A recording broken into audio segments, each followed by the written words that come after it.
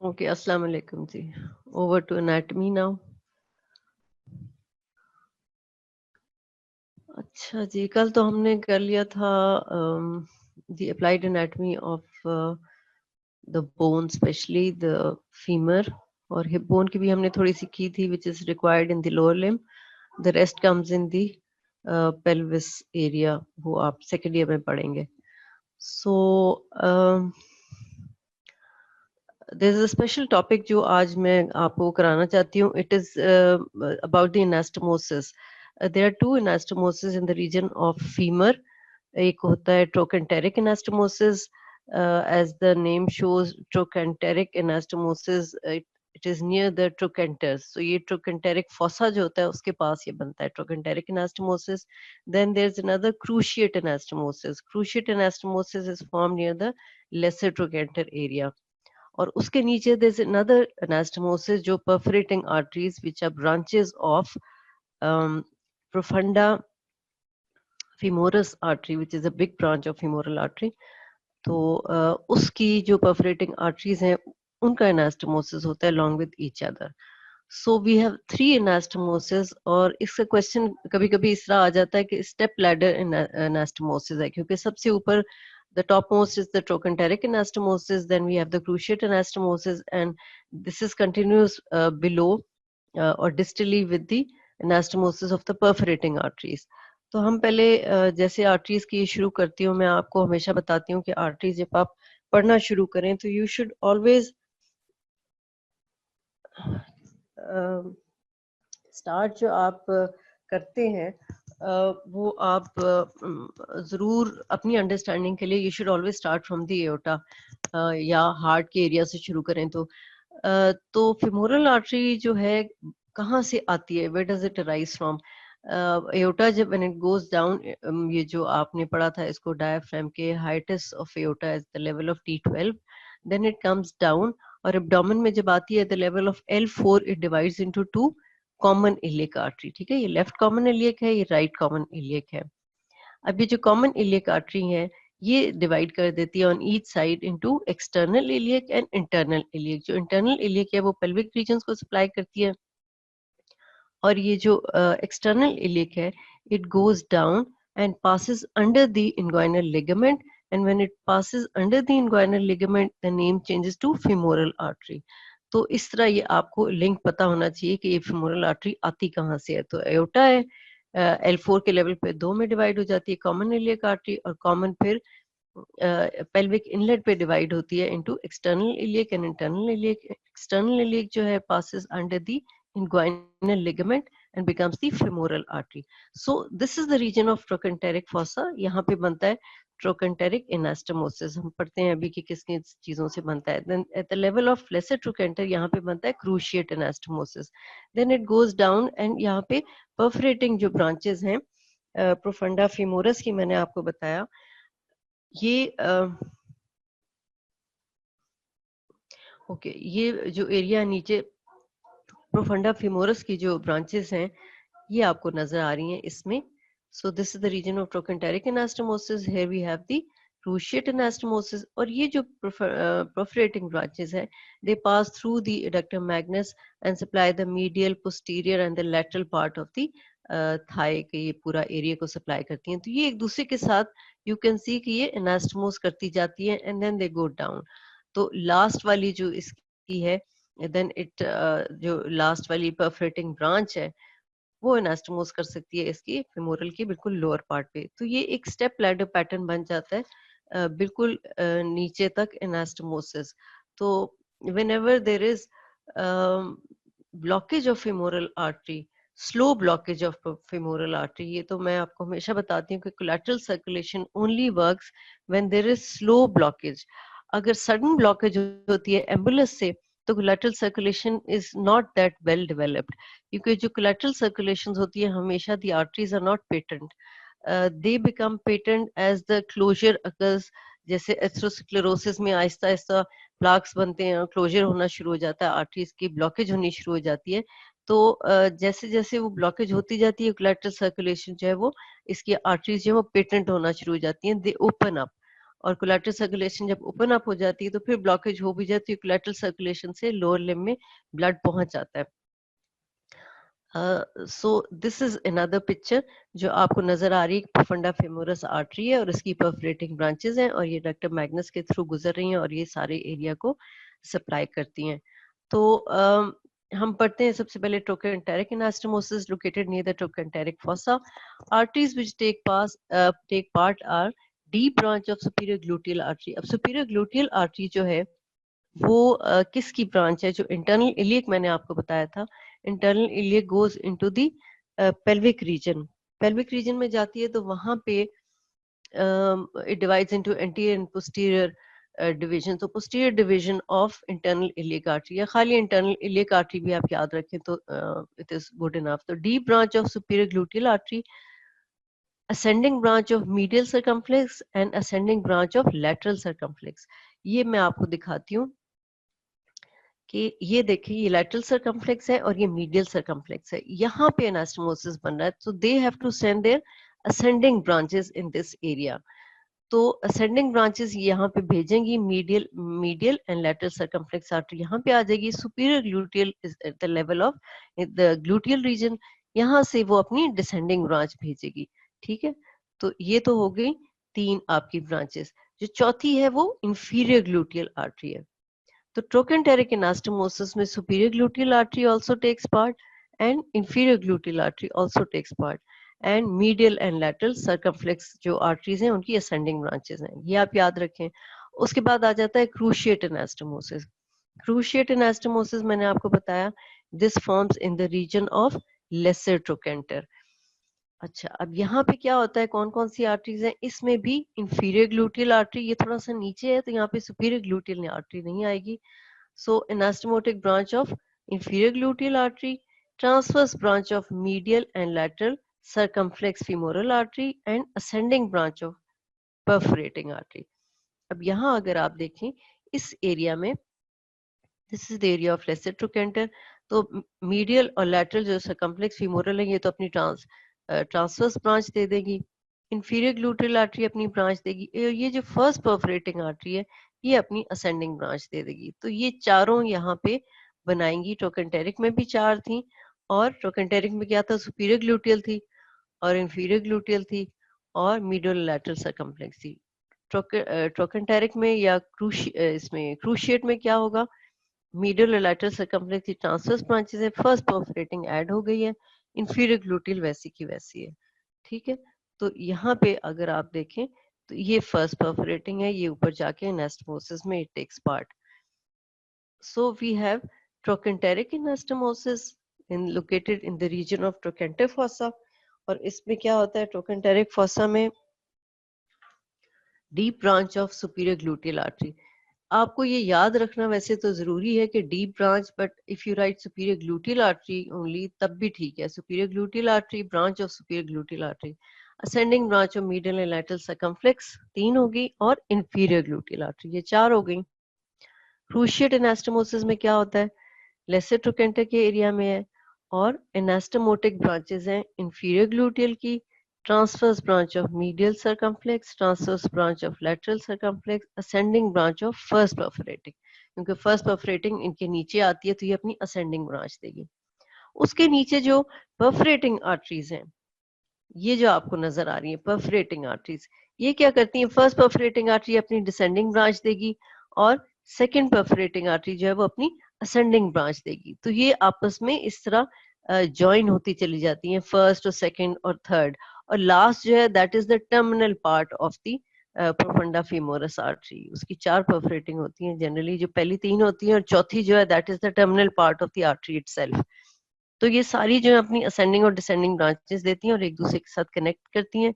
तो ये एक स्टेप लैडर पैटर्न बन जाता है यहाँ पे on the medial side of the thigh of the anastomosis. तो पहला एनास्टोमोसिस ट्रोकेंटेरिक सुपीरियर मोस्ट, फिर क्रूशिएट और उसके नीचे परफोरेटिंग आर्टरीज।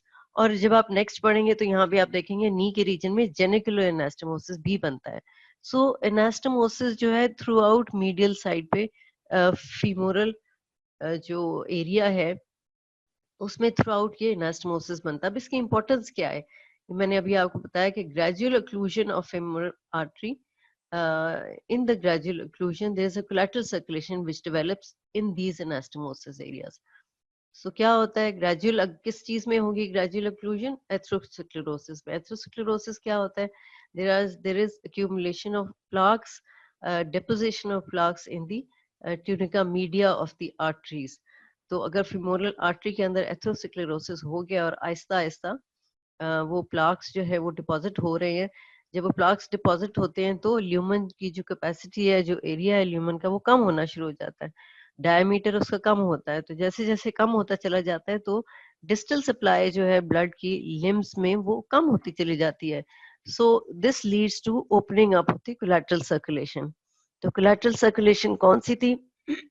ट्रोकेंटेरिक, क्रूशिएट और ये परफोरेटिंग आर्टरीज की विद इन देमसेल्व्स. तो इससे क्या होता है कि लोअर लिम्ब में ब्लड पहुंचता जाता है, गैंग्रीन नहीं होती, वहां पे एवास्कुलर नेक्रोसिस नहीं होती. When there is sudden occlusion, sudden occlusion किन सिचुएशंस में होती है? जब एम्बुलस आ जाता है. What is embolus? आपको पता है क्या चीज होती है? तो clot of blood which is circulating. तो वो अगर इतना बड़ा एम्बुलस है कि वो फेमरल आर्टरी को ब्लॉक करता है, तो then this is going to lead to blockage excuse me, blockage of the blood supply to the lower limb. अब ये ब्लॉकेज हो जाता है सडन जब होता है, तो उसके बाद फिर क्या होता है? एवास्कुलर नेक्रोसिस होती है और फिर प्रॉब्लम डेवलप होती है. सो ये एनास्टोमोसिस तब यूजफुल है when there is gradual blockage of the artery. यहाँ पे अगर आप देखें, so this picture shows you, this is the trochanteric area, ठीक है. उसके बाद यहाँ पे आ जाता है क्रूशिएट एनास्टोमोसिस. उसके बाद ये वाला एरिया जो middle side of the femur जो है थ्रू आउट इसकी लेंथ में नीचे तक लास्ट परफोरेटिंग आर्टरी तक, या terminal part of profunda femoris. Terminal जो इसके पार्ट है that is also the last perforating artery. So ये सारी एक दूसरे के साथ कनेक्ट करती हैं. So this leads to a continuous anastomosis along the medial side from the upper part of the femur to the lower part. और lower part के बाद यहाँ पे जो एरिया नी का एरिया शुरू होता है, यहाँ पे एक genicular anastomosis शुरू होता है. genicular anastomosis will be studying in the next substage, third substage. तो ये जो है यहाँ पे genicular anastomosis स्टार्ट हो जाता है. So this is very good diagram. इसमें बहुत सारी चीजें आपको नजर आ रही हैं. ऑब्चुरेटर जो नर्व है उसकी भी एंटीरियर पोस्टीरियर डिविजन्स है. ये फेमोरल आर्टरी है, इसमें से मीडियल सर्कमफ्लेक्स निकल रही है, ये मीडियल साइड है. और ये प्रोफंडा फेमोरस आर्टरी है. प्रोफंडा फेमोरस आर्टरी जो है ये इट गिव्स 3, तो ये परफोरेटिंग आर्टरी है. जो 4th इसकी परफोरेटिंग आर्टरी है, it is the terminal part of that artery itself. अब ये देखें कि ये it passes through the adductor Magnus, और ये मीडियल साइड से होके लैटरल साइड पे ये सारी परफोरेटिंग आर्टरीज जाती हैं. तो ये सप्लाई करती है medial side of the femoris, femoral muscles जो भी हैं, पोस्टीरियर कंपार्टमेंट को भी करती हैं और लैटरल कंपार्टमेंट को भी करती हैं, वहां आके खत्म होती हैं और एक दूसरे के साथ इनका कनेक्शन भी होता है. So this was about the trochanteric and the cruciate anastomosis. आज का बस इतना ही टॉपिक, इतना लंबा चौड़ा रखा नहीं है बिकॉज आपका कोर्स तकरीबन खत्म हो गया. तकरीबन थोड़ा सा एक टॉपिक रह गया गेट का. You will be doing gait tomorrow with doctor Usma. तो मैं आपको कुछ बताना चाहती हूँ जो आपकी सब स्टेज के कोर्स के बारे में है. कैन समबडी टेल मी कि आपके पास कौन सा एडिशन है? क्योंकि मोस्टली जो बच्चों जो पहले था सबके पास वो 6th एडिशन था. अब आई डोंट नो अभी आप लोगों के पास कौन सा एडिशन है केएलएम का, क्योंकि उसमें प्रोबेबली 8th एडिशन है. ओके, अब 8th एडिशन में प्रोबेबली पिक्चर्स की जो जी जो 6th है वो तो चलें ठीक है. जो 8th एडिशन है उन वाले बच्चों को मैं ये बताना चाहती हूँ, मैंने जो डायग्राम के नंबर देती हूँ that is according to 6th. तो अगर आपके पास 8th है, हो सकता है उसमें नंबर डिफरेंट हो, क्योंकि बच्चे मुझसे पूछ रहे हैं कि फिर वो डायग्राम्स जो है वो डिफरेंट आते हैं. तो I am showing you the diagrams you have to make. अब आपको अपर लिम्ब से पता तो चल ही गया होगा कि कौन कौन से बनाने जरूरी होते हैं, ठीक है. तो एक तो आपने ये वीनस ड्रेनेज का बनाना है, लिम्फेटिक ड्रेनेज का बनाना होता है, ठीक है. ये साथ साथ आप डायग्राम में आपको दिखा रही हूँ कि कौन से बनाने हैं, तो कंफ्यूजन ना रहे, नंबर नहीं बता रही, नंबर जो भी हैं आपकी बुक में वो आप देख लें। So you have to make this lymphatic drainage का, और इसी तरह का एक वीनस ड्रेनेज का डायग्राम बना हुआ है, आपने वो बनाना है, ठीक है। उसके साथ आपने ये क्यूटेनियस नर्व सप्लाई का बनाना होता है। ये तो चीजें आपको पता है क्योंकि ये अपर लिम्ब से हम पढ़ रहे हैं, ये आपको डायग्राम्स बनाने को आ जाते हैं। Anterior view as well as the posterior view of venous lymphatic drainage, cutaneous nerve supply। इसके साथ साथ आ जाते हैं डर्माटोम्स। डर्माटोम्स आपने ड्रॉ करने होते हैं, उसमें आपने दोनों बताने हैं, एंटीरियर एंड पोस्टीरियर। अगर बनाने को आता है तो ये नहीं है कि एंटीरियर बना के छोड़ दें, बिकॉज पोस्टीरियरली डिफरेंट होते हैं डर्माटोम्स। उसके बाद this is the diagram you have to make to show the, एक तो ये आप बनाएंगे सेफनस वेन का, और साथ ही इसमें आ जाता है femoral triangle, and then we have this femoral sheath. ये वाला जो पोर्शन है ये आपने बनाना है, ये दोनों, ठीक है। इसमें फिमोरल शीथ भी नजर आ रही है, इसमें फिमोरल आर्टरी है, वेन है, फिमोरल कैनाल है, ठीक है। और इसमें जो नीचे वाला डायग्राम है इसमें सेफनस ओपनिंग भी आपको नजर आ रही है, और इसके साथ आपको ये फिमोरल रिंग का एरिया भी नजर आ रहा है, ठीक है ना। ये आपने बनाना है। उसके बाद आ जाते हैं आर्टीरियल, ये फेमोरल आर्टरी की जो ब्रांचेस हैं सारी इसमें यहाँ दिखाई हुई हैं, ये बनाने को आ सकती हैं। You can see the femoral artery, ये इसका इंटीरियर व्यू है, यहाँ से जो प्रोफंडा फेमोरस है आप देख सकते हैं, it goes posteriorly all the perforating arteries, और ये पोस्टीरियर व्यू में आप उसको नजर आ रहा है कि यहाँ it goes around the posterior aspect and leads to the, फिर ये लैटरल साइड पे भी, लैटरल कंपार्टमेंट में भी सप्लाई करती हैं, चारों इसकी परफोरेटिंग जो ब्रांचेस हैं। सो ये आपने फेमोरल आर्टरी की इंटीरियर व्यू, पोस्टीरियर व्यू ये भी बनाना है। तो ये मेरे ख्याल है 5 डायग्राम्स हैं जिसमें ए बी पार्ट है, तो ये आप बना लें। अब कोई कंफ्यूजन नहीं होनी चाहिए कि कौन सा डायग्राम बनाना है कौन सा नहीं बनाना, क्योंकि मेरे पास जो डायग्राम्स आते हैं वो इतने इररेलेवेंट किस्म के होते हैं। ये तो मेरे ख्याल है अब तक आपको खुद समझ आ जानी चाहिए कि कौन सा रेलेवेंट है और कौन सा रेलेवेंट नहीं है। बहुत सारे मसल्स बनाने की हमें कोई खास जरूरत नहीं होती। यूजुअली जो डायग्राम्स बनाने को आपको आते हैं, हमेशा मैं आपको बताती हूँ कि वो डायग्राम्स मैं आपको देती हूँ ताकि आप इसको समझ भी लें, और समझने में भी आसानी होती है, और फिर जब आप बनाएंगे तो थोड़ी सी प्रैक्टिस होती है ना, ताकि आप एग्जाम में अच्छा सा बना सकें। So venous lymphatic drainage, dermatomes, cutaneous nerve supply, और आर्टेरियल सप्लाई, और ये फेमरल शीथ वाला जो था ये वाला डायग्राम, ये आपने बनानी है। फेशियाज बनाने की जरूरत नहीं होती, फेशिया कुछ इतनी कई जो इंपॉर्टेंट हैं वो मैं आपको साथ साथ बताती जाऊंगी, इसमें फेशिया सच बनाने की जरूरत नहीं है। ये वाला डायग्राम आप बना लें। इसमें थोड़ा सा आपको ये भी नजर आ रहा है कि femoral nerve is outside the sheath, तो ये थोड़े से इंपॉर्टेंट पॉइंट होते हैं इस तरह के डायग्राम से बनाने के लिए, तो ये आप बना लें, ठीक है। अच्छा, दूसरी बात क्या होती है, पेजेस। आप लोग जो है ना, आप बड़े वो आपको टॉपिक्स बताएं तो आप खुद पेज नहीं निकाल सकते, आई डोंट नो व्हाट्स रॉन्ग, कि आप पेज निकाल लें। जब मैं आपको कह रही हूँ कि आपने फिमोरल एरिया या फीमर पढ़नी है फॉर एग्जांपल, तो आपको पेज नंबर बताना जरूरी है। आप बुक खोलें और देखिए फीमर कहाँ से कहाँ तक है, ठीक है। मैंने जो आपको भेजा है स्केड्यूल, उसमें पेज नंबर लिखे हुए हैं, लेकिन these page numbers these are according to 6th edition. अब I don't know whether these correspond to the 8th edition और नॉट, बट आपको आपका जो कोर्स है इसमें हिप बोन है, फीमर है, ये आप बुक खोलें, हिप बोन निकालें जिस पेज पे भी है, फीमर निकालें जिस पेज पे भी है, ठीक है। उसके बाद आप फीमोरल जो आप पढ़ेंगे fascia, Venus drainage, lymphatic drainage वाला पोर्शन आ जाता है, बोन्स के बाद ये पोर्शन आता है, ये वाला आप सारा पढ़ेंगे। उसके बाद नेक्स्ट जो पार्ट आता है केएलएम में, उसमें गेट है, और गेट के साथ ही आगे कंटिन्यूअस है medial and lateral compartment of the femur, तो medial and lateral compartment of thigh, ये आपने सारा पढ़ना है। इसके बाद वाला कंपार्टमेंट है ग्लूटियल कंपार्टमेंट, वो आपने नहीं पढ़ना, ठीक है। मैं रिपीट कर देती हूँ, आपने फीमर पढ़नी है, हिप बोन पढ़नी है, उसके बाद आपने फेशिया पढ़ना है, इसका फेशियल आटा वगैरह, और उसी के साथ आगे Venus lymphatic drainage, cutaneous nerve supply, ये एक ही उसमें पोर्शन में है। उसके बाद आ जाता है गेट, और गेट के साथ ही आगे medial and lateral compartment of anterior and medial compartment of thigh आ जाता है, वो आपने करना है। उसके बाद ये जब पोर्शन खत्म हो जाएगा तो ग्लूटियल रीजन शुरू होगा। ग्लूटियल रीजन हमारी सब स्टेज में नहीं है। सो यहाँ तक आएगा। अब आपके बुक में चाहे पेज वो 500 है, चाहे 600 है, चाहे 700 है, डजेंट मैटर, आपने टॉपिक पढ़ना होता है। आप अब कोई छोटे बच्चे तो नहीं है कि आपको कहें जी पेज 1 से लेके पेज 10 तक याद कर लो, ठीक है ना? तो आप प्लीज कोशिश करें अपने आप को थोड़ा मेडिकल स्टूडेंट बनाएं और इस तरह टॉपिक वाइज याद करें।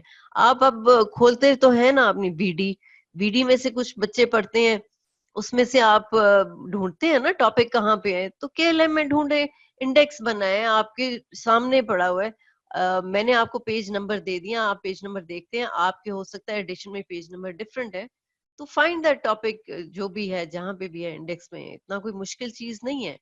मैंने आपको 6th एडिशन का बताया हुआ है, आप 8th खोलें और उसमें से देखें कि वही टॉपिक्स जो हैं वो आपकी 8th एडिशन में कौन सी बुक में है, और मे बी आप मुझे बता दें तो जिन बच्चों को अभी भी समझ नहीं आ रही तो आई टेल देम।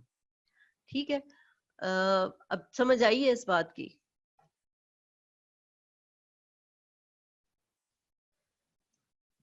हाँ जी, अब समझ आ गई आपको इस बात की कि आपने कौन कौन से टॉपिक पढ़ने हैं।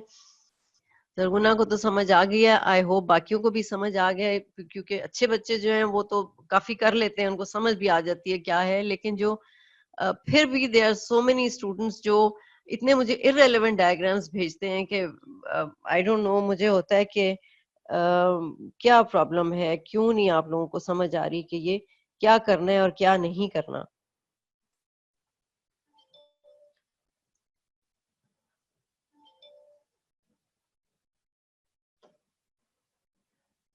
अच्छा जी, आज का जो टॉपिक था it is clear, good enough. और अगर अभी भी आपको समझ नहीं आए तो प्लीज एक दूसरे को समझाएं, क्योंकि मैं तो बड़ी सिंपल उर्दू बोल रही हूँ, या सिंपल कोई इंग्लिश होती है, कोई इतनी की कॉम्प्लिकेटेड नहीं होती कि आप लोगों को समझ ना आए। अपर लिम से मैं शुरू हुई हूँ आपको समझाना कि क्या पेज नंबर होता है, क्या डायग्राम है, क्या टॉपिक है। लेकिन फिर भी देर आर स्टूडेंट्स जो आखिरी दिन सबस्टेज से एक दिन पहले मुझसे पूछ रहे होते हैं कि मैम मुझे पेजेस बता दें। वो हैं बच्चे ऐसे आप ही की क्लास में से जो कहते हैं कि हमें टॉपिक बता दें, हमें पेजेस बता दें। थ्रू आउट मैंने जो सब स्टेज में मैं उन्हें पढ़ा रही होती हूँ वो नहीं सुनते प्रॉब्ली, क्योंकि उन्हें नहीं समझ आती कि मैं उन्हें पढ़ा क्या रही हूँ। सो आई डोंट नो कि ये क्यों ऐसा होता है कि मुझे क्यों आपको डिक्टेट कराना पड़ता है कि पेज 1 से लेके पेज 10 तक पढ़ लें। यू शुड नो कि कौन से पेज से लेके कौन से पेज तक आ जाता है। मैं आपको स्केड्यूल भी साथ भेज देती हूँ, फिर भी कंफ्यूजन होती है तो फिर भी साथ साथ बताती रहती हूँ। ये टॉपिक पढ़े और ये टॉपिक आप बुक खोलें, उसमें ढूंढें सामने हर चीज। और मोस्टली जो है आपको मैंने बताया कि जो स्लाइड्स हैं ये केएलएम की होती है, बट कई चीजें केएलएम में अच्छी नहीं है, लाइक फ्रैक्चर फीमर स्नेल में बहुत अच्छा है। तो ये दोनों बुक्स कंबाइन करके आपका लेक्चर बनाया जाता है। तीसरी चीज बीडी आती है, कई चीजें ऐसी हैं जो बीडी में वाकई बहुत अच्छी दी हुई हैं, वो फिर मैं आपको साथ साथ बताती रहती हूँ कि ये चीज यहाँ की है, ये चीज यहाँ की है। और जिसके पास वो बुक नहीं है तो they can always copy my slide diagram, देखे स्लाइड कॉपी कर ले, आपको पता चल जाएगा, समझ आ जाएगी। और मैं आपको वैसे तो साथ साथ एक्सप्लेन करती रहती हूँ, तो उसकी भी जरूरत नहीं होती। ये भी trochanteric anastomosis as such I don't know, मेरा नहीं ख्याल केएलएम में लिखा हुआ है, बट जहां कहीं भी लिखा हुआ है आप बीडी खोलें, उसमें है, but you can copy this this slide also, picture ले लें या इसको कॉपी कर लें। और क्योंकि ये एनास्टोमोसिस आते होते हैं, इनके ऊपर बहुत एमसीक्यूज बनते हैं, बहुत ज्यादा, और इसकी इंपॉर्टेंस भी आती है कि इनकी इंपॉर्टेंस क्या है। ठीक है, तो एनास्टोमोसिस अगर आपको पूछा जाए on the medial side of femur, तो एनास्टोमोसिस एक तो ट्रोकेंटेरिक है, ट्रोकेंटेरिक रीजन में, trochanteric fossa के एरिया में, which is formed by the deep branch of superior gluteal artery, ascending branch of medial circumflex femoral, ascending branch of lateral circumflex femoral and inferior gluteal artery. उसके बाद आ जाता है cruciate anastomosis, formed at the level of lesser trochanter. वहां पे arteries which take part are anastomotic branch of inferior gluteal, transverse branch of medial circumflex femoral artery, transverse branch of lateral circumflex femoral artery, ascending branch of first perforating artery. ठीक है, उसके बाद जो नीचे anastomosis है, that is formed by the perforating branches of profunda femoris artery. उसकी तीन तो परफोरेटिंग है, फर्स्ट सेकंड थर्ड, और जो फोर्थ परफोरेटिंग है that is the terminal part of the artery itself, and they pass around from the medial side. They go posteriorly through ductus magnus and then they come around on the lateral side of the femur, और ये पूरे इस medial posterior lateral compartment को भी supply करती हैं blood, और ये एक दूसरे के साथ एनास्टोमोस करती हैं. सो जो लास्ट उसकी टर्मिनल है, it comes near the lower part of the femur.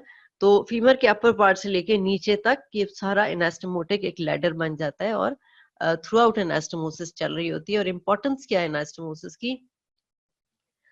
when there is gradual occlusion of femoral artery, Aahista Aahista femoral artery जो है वो occlude हो रही है, बंद हो रही है due to atherosclerosis or any other reason, collateral circulation develops. जो collateral circulation की vessels हैं, they open up, और यहाँ से blood जो है it reaches the lower part of the limb. लेकिन अगर sudden occlusion हो जाए, जिस तरह आपने बाकी एरियाज में पढ़ा है कि जहां भी कोलैटरल सर्कुलेशन होती है, अगर सडन ओक्लूजन होती है तो कोलैटरल सर्कुलेशन को टाइम नहीं मिलता खुलने के लिए.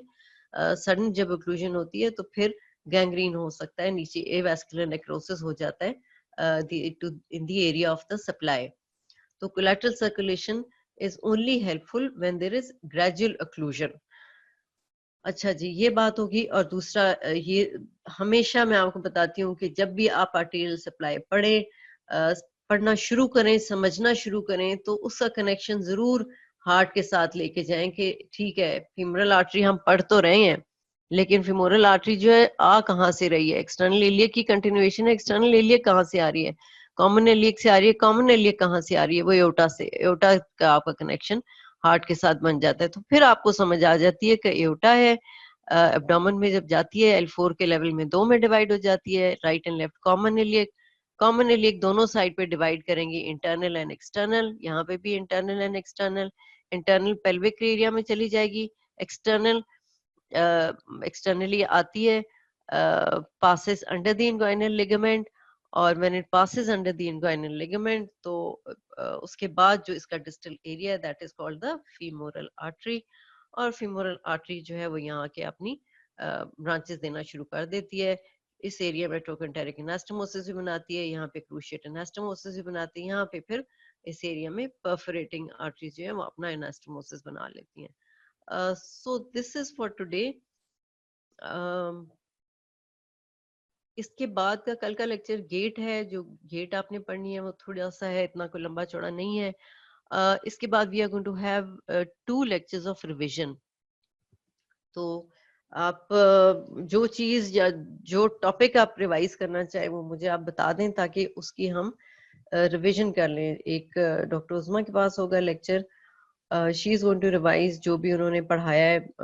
फिमोरल ट्रायंगल है, उसके फिमोरल शीथ है, एडक्टर केनाल है, ये सारे टॉपिक्स बहुत इंपॉर्टेंट है. इनकी रिवीजन चाहते हैं, क्या चाहते हैं? सैटरडे को मेरा लेक्चर होगा फिर आपके साथ, और मंडे को आपकी सब स्टेज है 13th को. तो जो बिल्कुल आप देखते हैं एमसीक्यूज जो हैं, डिटेल स्टडी से एमसीक्यू की समझ आती है. दूसरी चीज ये है कि एमसीक्यूज गौर से पढ़ने चाहिए. एमसीक्यू, एक एमसीक्यू के लिए अगर आपके पास 1 मिनट है तो प्लीज 30 सेकंड दें, उसको गौर से पढ़ें. क्योंकि थोड़ी सी स्टेम पढ़ने के बाद आपको लगता है कि हाँ जी आपको आंसर आ गया, और आप फौरन आंसर करते हैं, वो फिर कई दफा सही होता है, कई दफा गलत हो जाता है. तो आप एमसीक्यू को गौर से समझें कि पूछा क्या जा रहा है उसमें. थोरेक्सी जो फाइनल स्टेज थी उसमें एमसीक्यूज बहुत बुरे किए बच्चों ने, उससे पहले भी, लेकिन फाइनल स्टेज में तो they were not good at all. तो अच्छे मार्क्स नहीं आए आपके, आपने गौर से एमसीक्यू पढ़ा नहीं है. उसके बाद जो एससीक्यू होता है उसको भी प्लीज आप गौर से पढ़ें and see what is asked, कि आपसे पूछा क्या गया है. आपको हो सकता है पूरा एक सिनेरियो दे दिया है, लेकिन बाद में पूछा आपको एनाटमी ही पूछनी है ना, तो एंड में फिर क्वेश्चन एनाटमी का होता है, आपने उसको आंसर करना होता है. तो आप ये देखें कि पूछा क्या गया है, और जितनी क्वेश्चंस है ना उसको सेपरेटली एड्रेस करें. व्हाई, हाउ, व्हेन, इन तीनों चीजों को, ये आपको एग्जांपल दे रही हूँ कि हर चीज को आप सेपरेट एड्रेस करें, क्योंकि हर एक के सेपरेट मार्क्स होते हैं. 0.25 तक भी होते हैं, 0.25, 0.5, ये सारे मार्क्स होते हैं, और यही सारे ऐड करके आपका टोटल बनता है. तो इन चीजों को आप इग्नोर मत करें। यही सारे जो होते हैं मार्क्स जाके आपके ऐड ऑन होते हैं एक क्वेश्चन का टोटल बनाने में, ठीक है। Written and KLM I they must be, लेकिन इस तरह करके नहीं लिखा हुआ, इतना क्लियर पैटर्न में नहीं लिखा हुआ। तो ये आप उसमें से BD में से देख सकते हैं, क्योंकि इस तरह ट्रोकेंटेरिक क्रूशिएट एनास्टोमोसिस नहीं है, मेरा नहीं ख्याल इसमें है KLM में। आप उसमें स्नेल में देख लें या BD में BD में तो डेफिनेटली होगा, स्नेल में भी देख सकते हैं। लेकिन ये जो मैंने आपको स्लाइड बना के दिया, दिस इज गुड इनफ। आप इसको कॉपी कर लें। इसी यही कुछ आता है इसमें, कहाँ पे बनता है ये एनास्टोमोसिस, किन आर्टरी से बनता है एनास्टोमोसिस, और इसकी इंपॉर्टेंस क्या है, यही चीज है, ठीक है ना, इम्पोर्टेंट। तो ये आपको पता होनी चाहिए। और दूसरा मैंने आपको कल जो बताया था, फीमर का जो फ्रैक्चर्स हैं वो भी स्नेल में बहुत अच्छे दिए हुए हैं। जो KLM में वो एक दो पैराग्राफ में बताया हुआ है उन्होंने, वो भी आप जरूर रीडिंग जरूर दे दें। लेकिन जो स्नेल में है वो सेपरेट, जैसा मैंने आपको स्लाइड बना के बताई थी कि अलहदा अलहदा हेड का, अलहदा शाफ्ट का, अलहदा इस तरह अलहदा उन्होंने स्नेल में दिया हुआ है, बहुत अच्छा दिया हुआ है। सो ये आप वहां से पढ़ें। ये जो टॉपिक्स हैं ये ऐसे हैं जो लोअर लिम्ब में, जाहिर है बाकी भी चीजें इंपॉर्टेंट होती हैं, लेकिन ये तो बहुत इंपॉर्टेंट है। और MCQs बहुत ज्यादा बनते हैं इनके, छोटे छोटे जो है ना पॉइंट्स पूछ लेते हैं कि ट्रोकेंटेरिक एनास्टोमोसिस में ये आर्टरी कौन कौन सी, मतलब एक पूरी 5 ABCDE आर्टरीज के नाम बताएंगे और उसमें पूछेंगे which artery does not take part in trochanteric anastomosis, ठीक है। तो वो आपको पता होना चाहिए कि विच डू टेक पार्ट, और एक कोई फालतू लिखी है तो आपको पता होना चाहिए।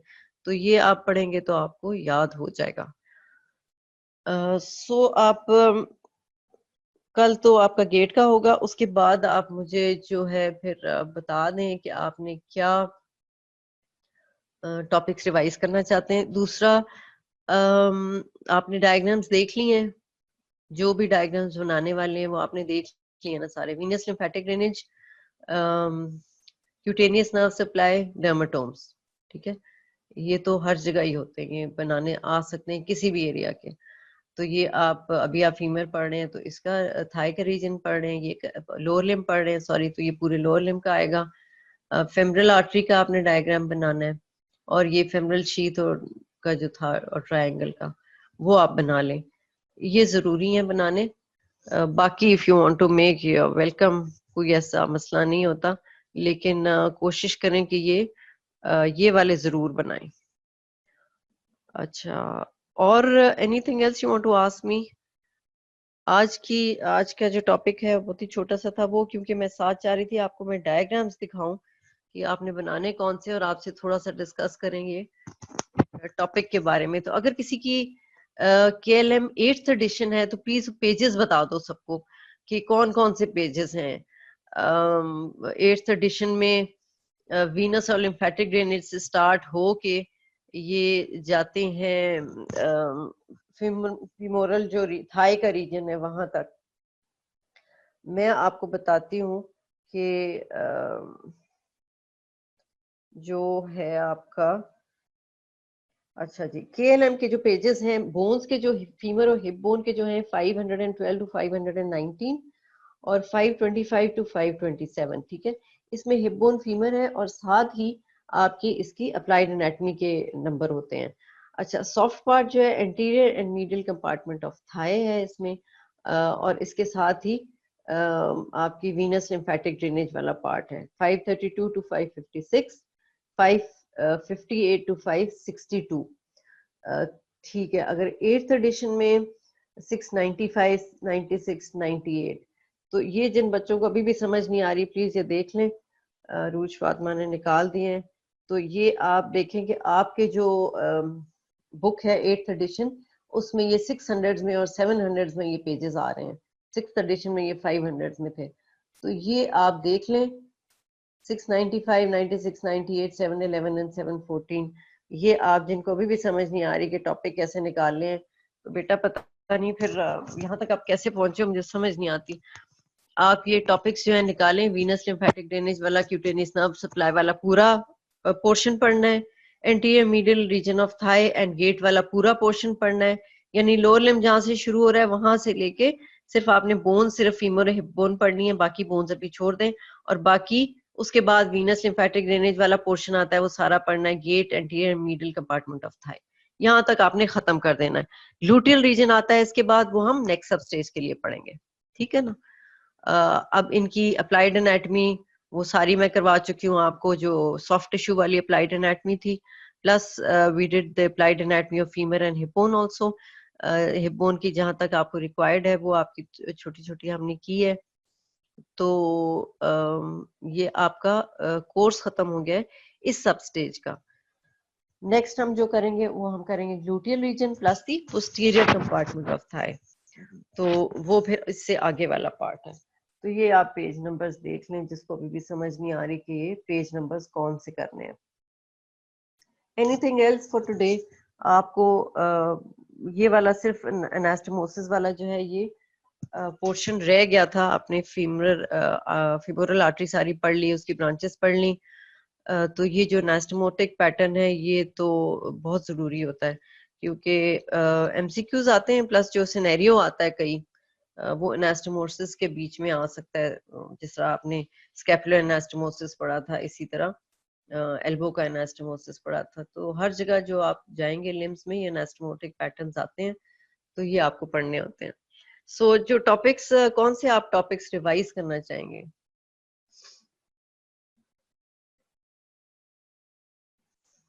टॉपिक्स आप मुझे बता दें जो आपने रिवाइज करने, ताकि नेक्स्ट जो लेक्चर आएगा उसमें हम वो टॉपिक्स रिवाइज कर लें। सैटरडे को मेरा है, तो मेरे साथ आप क्या रिवाइज करना चाहते हैं वो आप मुझे बता दें, तो हम सैटरडे को वो रिवाइज कर लेंगे।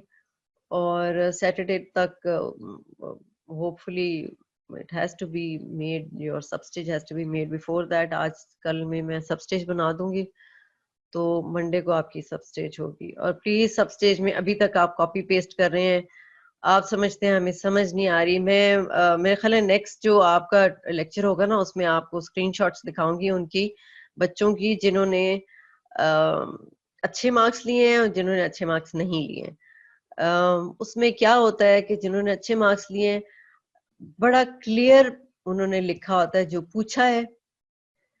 फॉर एग्जाम्पल जिस समय मैंने ब्रांचेस के नाम पूछे थे, आर्टरी सप्लाइंग द पेरिकार्डियम, अब पेरिकार्डियम को जो आर्टरी है वो सीधा सीधा नाम लिख लें, दो तीन जो भी, उसको एक इंपॉर्टेंट है पेरिकार्डियोफ्रेनिक, उसके बाद बाकी जो छोटी छोटी आर्टरीज हैं उनके नाम लिखते हैं। दूसरा मैंने पूछी थी ब्रांचेस ऑफ थोरैसिक एओर्टा, ये पहले भी पूछी थी, सिर्फ उनके आपने नाम लिखने थे, ठीक है। तो ये नाम आप सीधे सीधे लिखते हैं। अब बच्चों ने पूरा कॉपी पेस्ट करके ना पूरा पैराग्राफ लिख दिया है कि main artery supplying this and this and this. तो उसके अंदर क्या होता है, ये एग्जामिनर को क्या होता है, उसके अंदर से डिग आउट करना पड़ता है, हम उसके अंदर से निकालना पड़ता है आंसर को। That is not correct. जब आपको कहा है कि नेम दी आर्टरीज या एन्यूमरेट दी आर्टरीज, गिव दी आर्टरीज, तो आप सीधा सीधा नाम दें।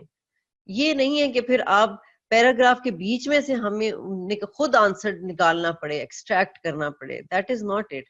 अभी तो फिर भी मैंने आपको दे दिए, लेकिन मेरे ख्याल है आप लोअर लिम में मैंने आपको 0 देना शुरू कर देना। जहां मैंने कॉपी पेस्ट देखा मैं फिर नहीं दूंगी मार्क्स, बिकॉज ये सही नहीं है। आप पढ़ नहीं रहे हैं ना, फिर आप बुक खोलते हैं और कॉपी पेस्ट करके उधर लगा देते हैं, या बुक नहीं भी खोलते, गूगल खोलते हैं, जैसा आप लोगों ने पेस मेकर के बारे में किया।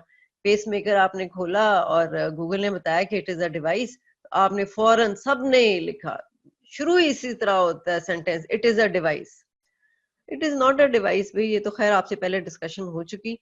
तो आप जो है अपने माइंड से प्लीज पढ़ें, और अपने माइंड में याद करके अपने दिमाग से समझ के क्वेश्चन को आंसर करें। और रीफ्रेज जो मैं आपको बार बार कहती हूँ, उसका मतलब यही होता है कि आप जो क्वेश्चन आपसे पूछा है ना, वो आप उसका जवाब दें।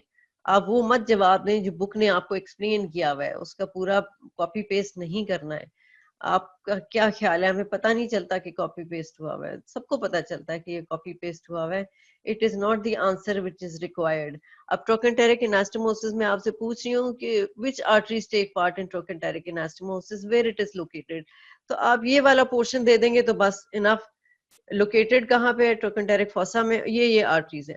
अब इसका कोई पैराग्राफ अगर बना हुआ है बुक के अंदर और आप पूरा पैराग्राफ लिखेंगे और उस पैराग्राफ के अंदर से मुझे ढूंढ के निकालनी है, तो जाहिर है उसको तो मैं कम मार्क्स दूंगी और इसको ज्यादा दूंगी जो सीधा सीधा उसने आंसर मुझे दे दिया। ठीक है ना? तो प्लीज ये आप अपनी हैबिट बना लें अभी से कि आपने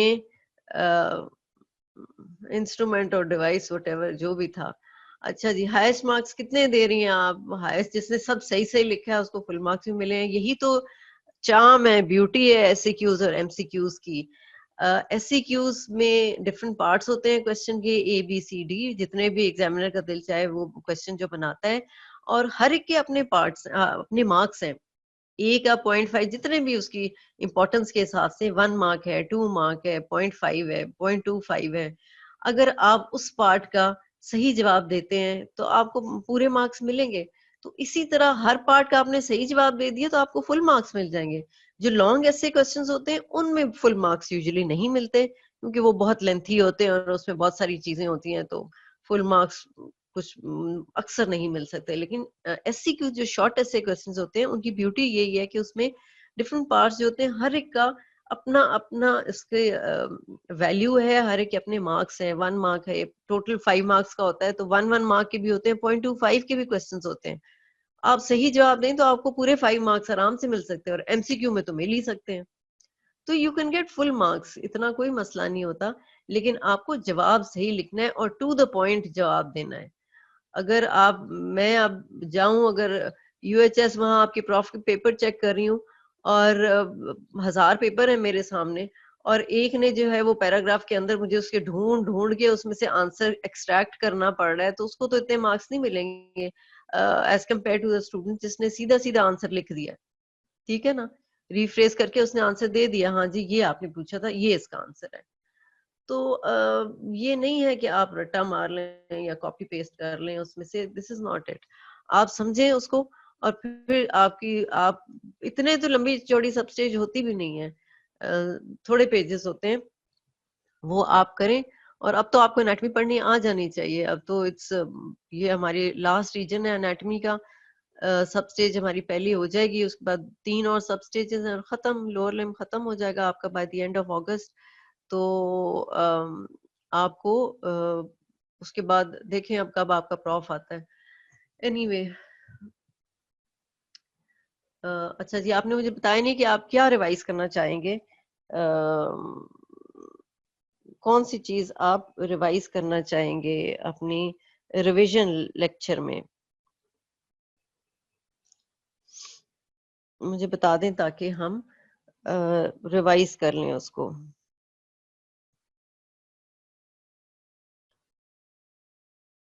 Anyone? Clinicals? Okay, clinicals of anterior medial compartment. ठीक है, क्लिनिकल्स हम रिवाइज कर देंगे जल्दी जल्दी। डिटेल में तो मैंने आपको बता दिए क्लिनिकल्स। और हिप बोन, बोन आप रिवाइज करना चाहती हैं, वो ठीक है, डॉक्टर उस्मा को आप बता देना या मैं उनको बता दूंगी। उनका जो रिवीजन लेक्चर है उन्होंने हिप बोन पढ़ाई है, तो आपको हिप बोन रिवाइज कर देंगी। हिप बोन थोड़ी सी एक बड़ी सी टेढ़ी मेढ़ी इरेगुलर सी बोन है, समझ मुश्किल से आती है। आप हाथ में पकड़े तो बहुत अच्छी बात है।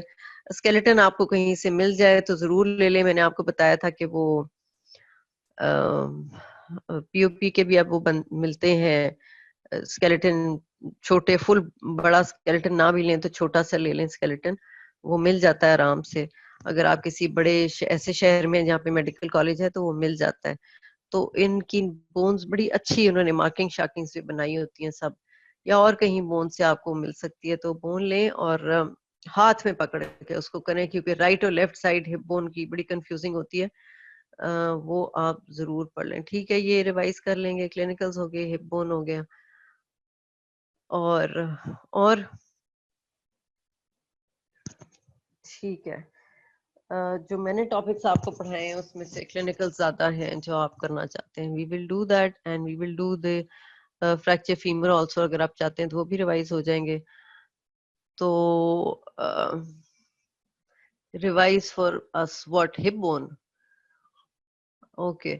अच्छा, मैं रिवाइज कर दूंगी। ये बच्चे जो हैं, शुरू में we had 134, Why are they 122, 24 now?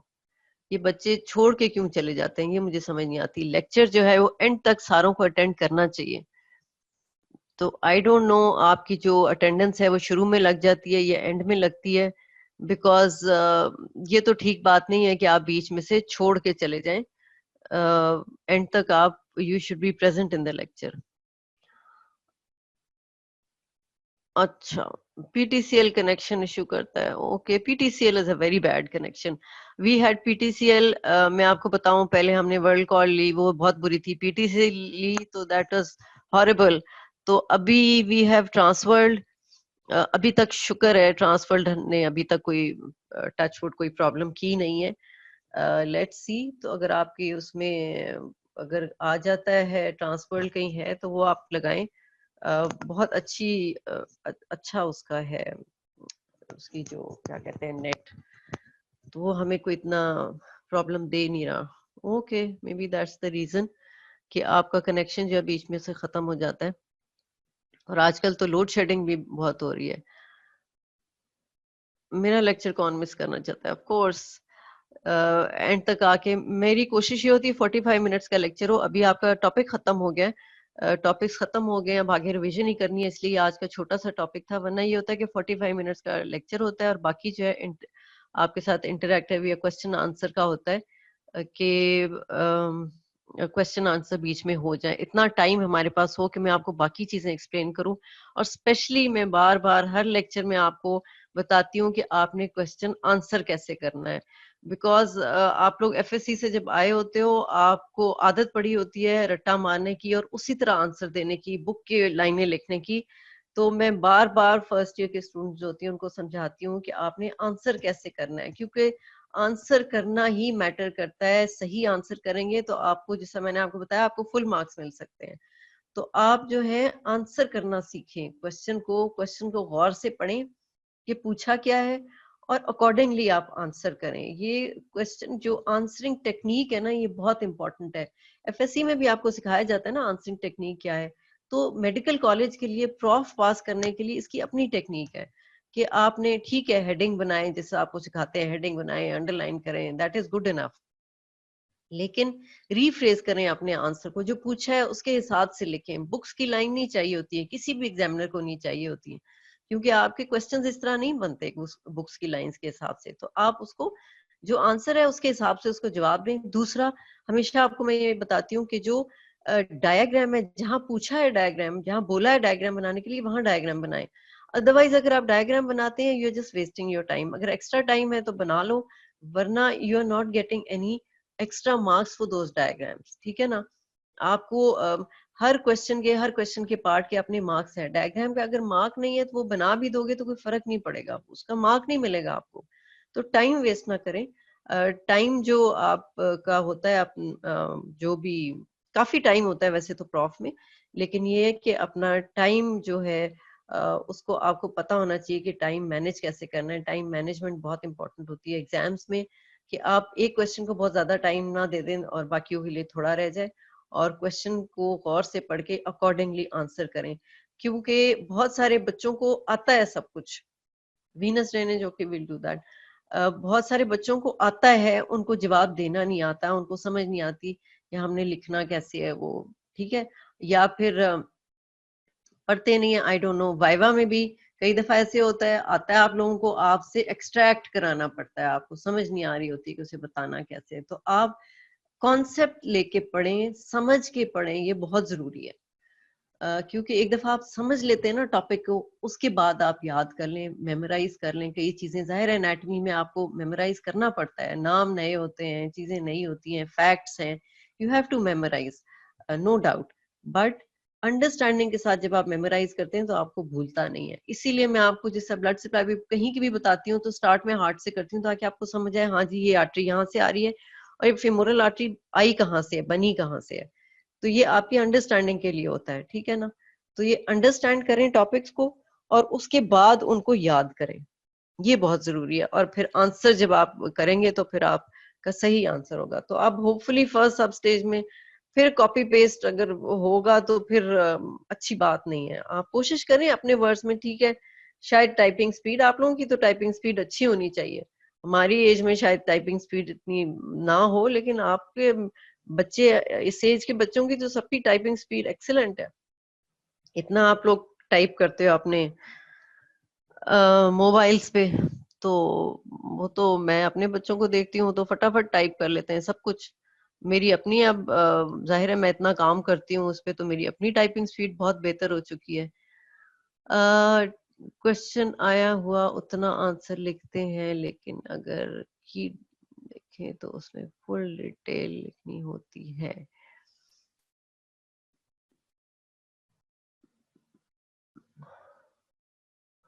Laptop पर व्हाट्सएप नहीं चलाते आप? अच्छा, ये जो क्वेश्चन आपने पूछा है आयशा जफर ने कि क्वेश्चन, जो आपका क्वेश्चन पूछा गया ना उतना आप आंसर करेंगे तो आपको जरूर मार्क्स मिलेंगे। की डिस्कशन में कई दफा आपको, इसका मतलब है आप या तो क्वेश्चन गौर से पढ़ती नहीं है कि आपको समझ नहीं आती कि कितना लंबा लिखना है, और जिस तरह मैं आपको बताती हूँ कि जो डिस्क्राइब और एक्सप्लेन वाले क्वेश्चंस होते हैं ना, उनमें तो आप जो उस टॉपिक के मुतालिक आपको पता है आप सब कुछ लिखते हैं। जहां लिखा है ना डिस्क्राइब या जहां लिखा है एक्सप्लेन, वहां उस जिस तरह ऐसे नोट का था कि what do you know about ऐसे नोट, जो कुछ आपको उसके बारे में आता है आपने सब कुछ लिखना था। उसकी क्या होता है, कहाँ होता है, उसकी ब्लड सप्लाई कहाँ से आती है, नर्व सप्लाई कहाँ से आती है, ये सारा कुछ आपने देना था उसमें, ठीक है ना। बाकी जो क्वेश्चंस होते हैं वो टू द पॉइंट होते हैं, ठीक है। वीनस टिम ड्रेनेज भी करेंगे। लैपटॉप पे स्पीड नहीं है तो आप बनाएं अपनी स्पीड, ठीक है, क्योंकि वी डोंट नो कि ये प्रेजेंट सिचुएशन किस तरह आगे जाएगी। आई होप एंड प्रे कि ये सारा सिलसिला जो है नॉर्मलाइज हो जाए, लेकिन इतने नियर फ्यूचर में ये नॉर्मलाइज होगा नहीं। तो ये बहुत कुछ आपका नेट के थ्रू ही होगा काफी अरसे तक। आई डोंट नो अब एग्जाम किस तरह होता है, क्योंकि इतने सारे मेडिकल स्टूडेंट्स हैं। आप खुद सोचें 150 स्टूडेंट्स आप एक क्लास के हो, तो इकट्ठे बैठ के पेपर तो नहीं हो सकता, ठीक है ना। तो हो सकता है कुछ ऐसा डिवाइस हो, आई don't know how the things will go in future, near future. तो आपकी अगर ऑनलाइन होती है तो फिर आपको करना पड़ेगा, ठीक है ना, लैपटॉप पे ही। तो आप दोबारा बता दें what you said. I don't no कौन सा दोबारा बताना था, आई डोंट नो। अच्छा, ये पेपर ही की बातें हो रही हैं कि आई डोंट नो अगस्त में, अभी कह तो रहे हैं कि स्कूल्स खोलेंगे, कॉलेजेस खोलेंगे, आहिस्ता आहिस्ता खुलेंगे, तो देन वील फाइंड आउट कि फिर उसका इफेक्ट क्या होता है। जैसा ईद पे खोल दिया था और फिर उसका इफेक्ट बहुत बुरा हुआ। तो आपने क्या क्वेश्चन किया था Ayesha? I forgot, let's see,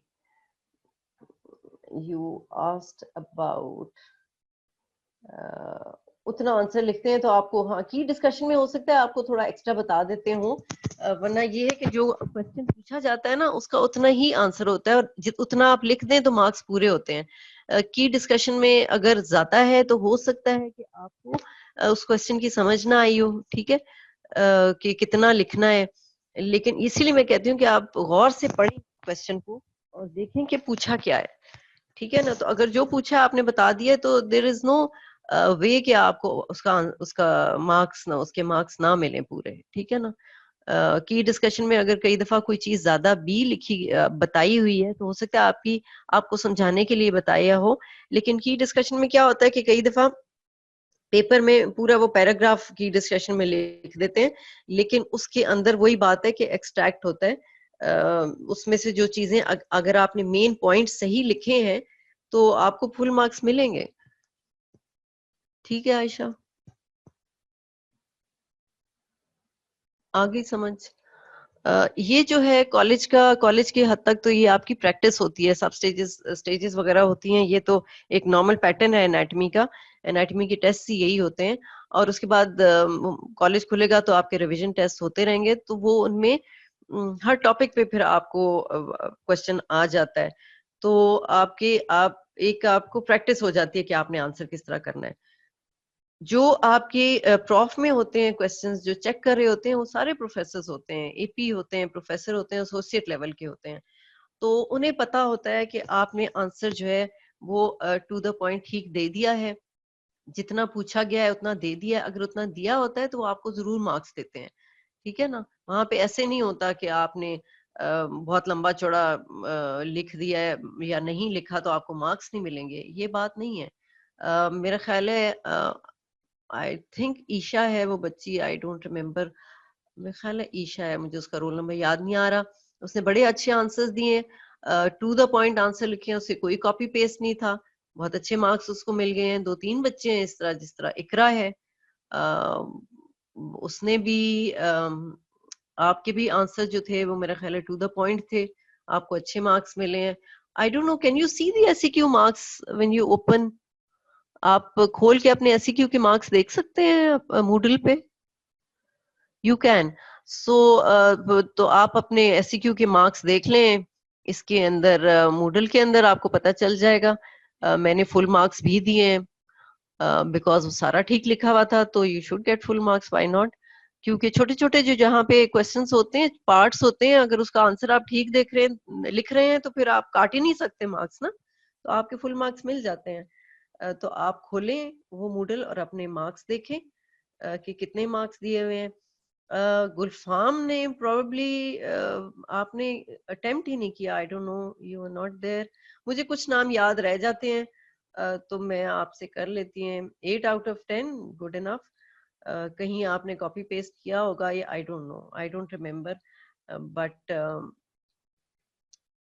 कुछ बच्चों ने कुछ बच्चे जो हैं अभी तक roll number 7, I don't know who is roll number 7, वो नहीं है क्लास में या छोड़ के चला गया है, या आई डोंट नो। एक रोल नंबर 18 है, ही वाज नॉट देयर, उसका है ही नहीं। और एक और रोल नंबर था जिसके एमसीक्यू में 1 है और बाद में उसने एससीक्यू दिया ही नहीं है। तो ये कुछ रोल नंबर मुझे याद हैं जो मैं आपके साथ शेयर कर लेती हूँ, आपको बता देती हूँ।